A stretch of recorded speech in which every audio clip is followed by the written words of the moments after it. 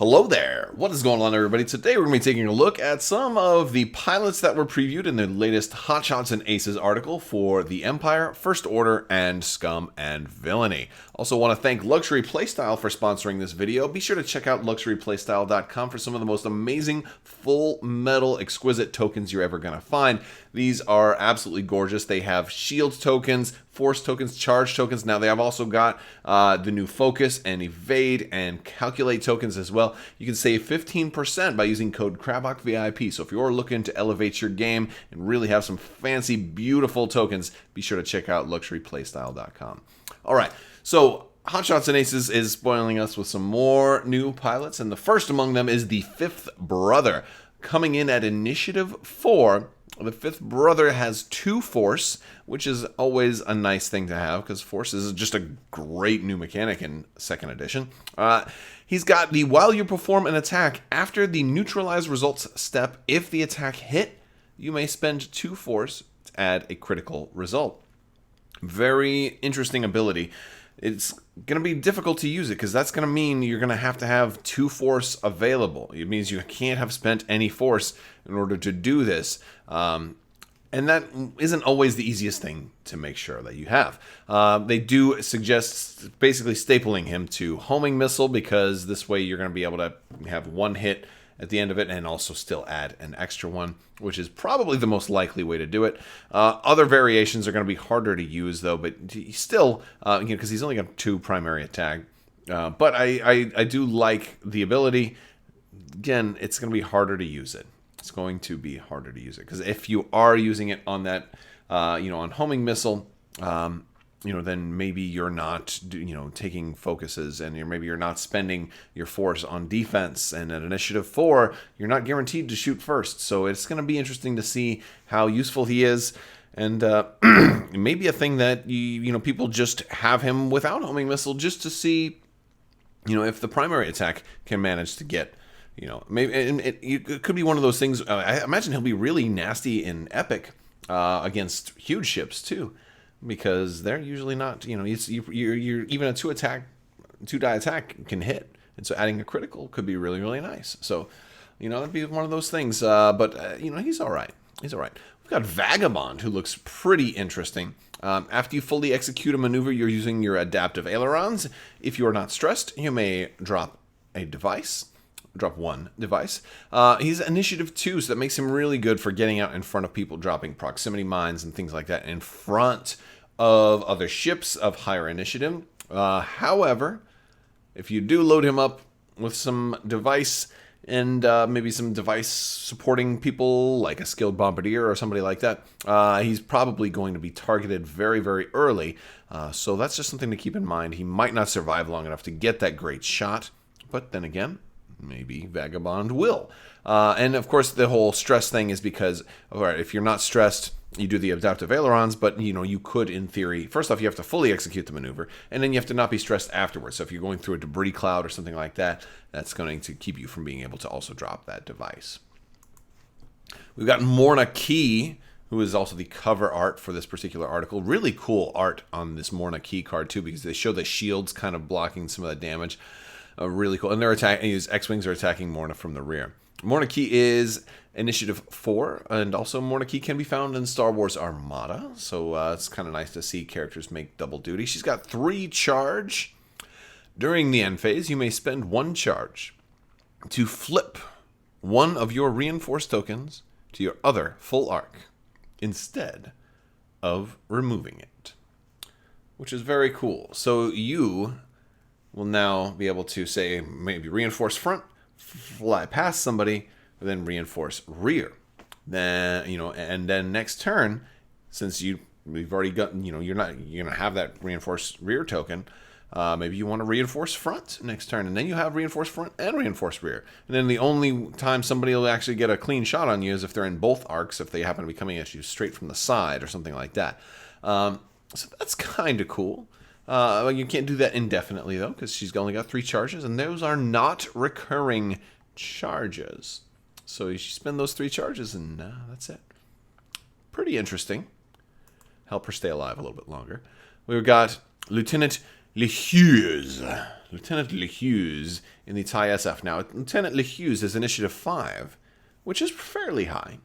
And that is also going to be something very nice for a TIE SF. He's got, while you perform an attack, you may spend another friendly ship's lock on the defender to re-roll any number of your results. So that's nice that you're able to do that. I'm not as impressed with this particular guy, primarily because I don't play First Order at all. So, like, I'm not really immediately hit with, how many combinations and how many build ideas are really going to, jump out at me for this. And, I'm just like, I guess that's all right. I guess it is when you perform any attack, though. So this can be primary. It can be it can be a heavy weapon, turret, missile shot out the rear, something like that. And you can still re-roll your stuff that way.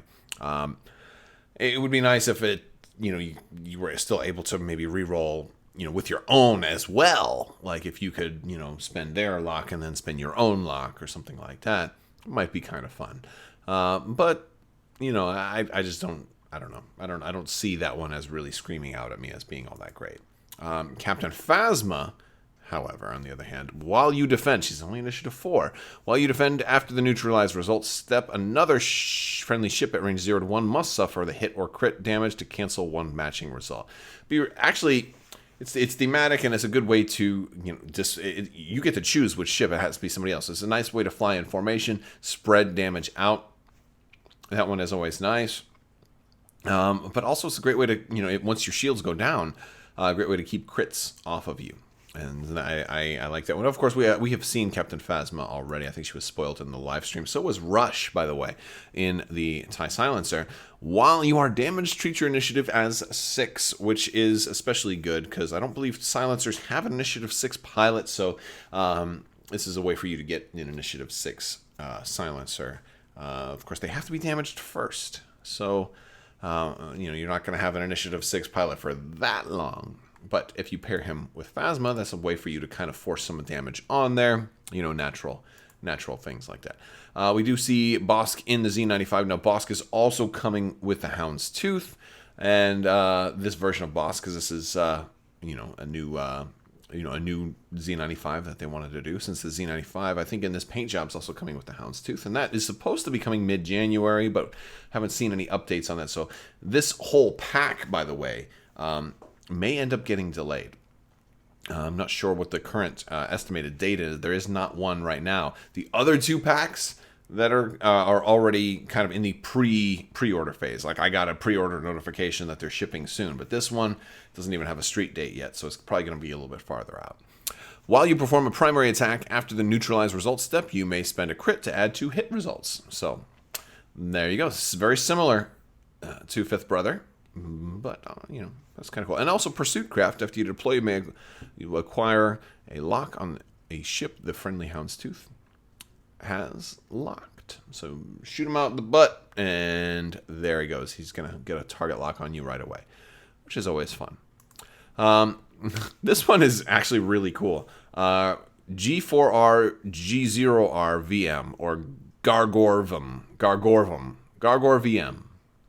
Gargoyle, like a gargoyle, right? It's literally like the gargoyle from the show Gargoyles on Disney Plus, flying this Initiative 0, which is awesome Initiative 0 ship.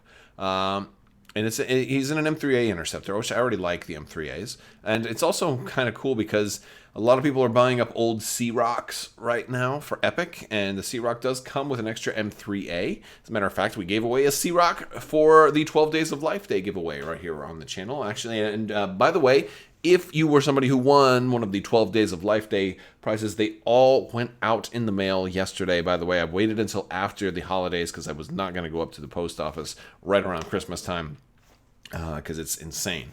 So yeah, everything is mailed out, and the rest of those are actually anything that did not get claimed will be going up on Patreon starting next week. So make sure you guys, if you're interested, check out, there's links for Patreon as well as other social media things in the description below. Some people have actually asked me if I have merchandise too. I've got t-shirts and stuff. There's all that stuff down there. So if you were interested in any of that. But yes, so Gargoyle VM has, after you defend each other ship at range 0, suffers a critical damage, which is really cool. Like, here, shoot me. Shoot me if you dare. I mean, obviously, this can backfire, because if you somehow end up bumping your own ship, so like this is like somebody you put all by himself, and he's probably not going to have a talent, but if he has a talent, I mean, you know, like that would be really cool. But I doubt he'll have a talent. I was thinking of maybe making him a lone wolf or something like that, but I don't think he'll have that.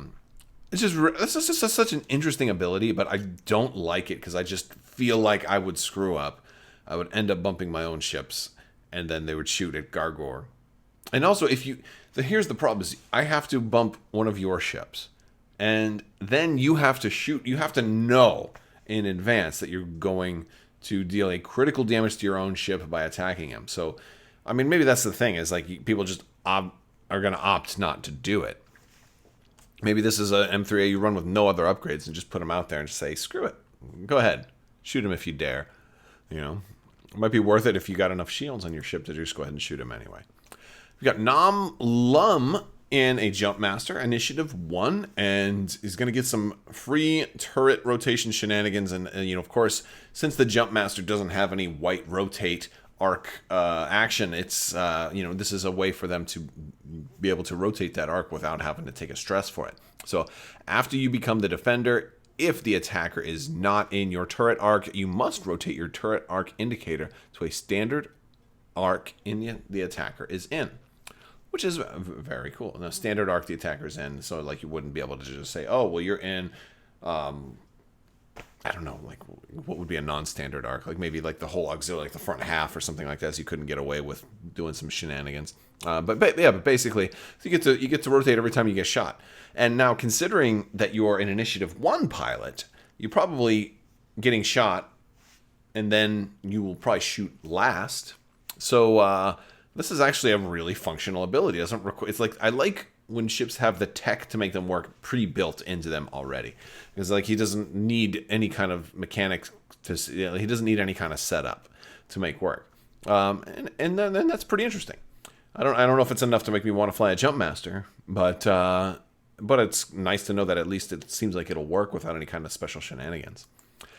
And that's all the pilots that they previewed for us. And you know, this is coming closer. I think it'll be out in February. That's my prediction. Now it still says first quarter 2019. I'm guessing February. I'd love to hear what you guys think. Let me know in the description below. All right, guys, that's all I've got for you today. I want to thank the patrons. You guys are amazing, so be sure to look out for more giveaways on Patreon, as well as early access to battle reports for certain tiers, as well as your name in the credits. If you're interested in supporting this channel, click on one of those links. All right, guys, that's all I got. Thank you so much for watching, and have a great day.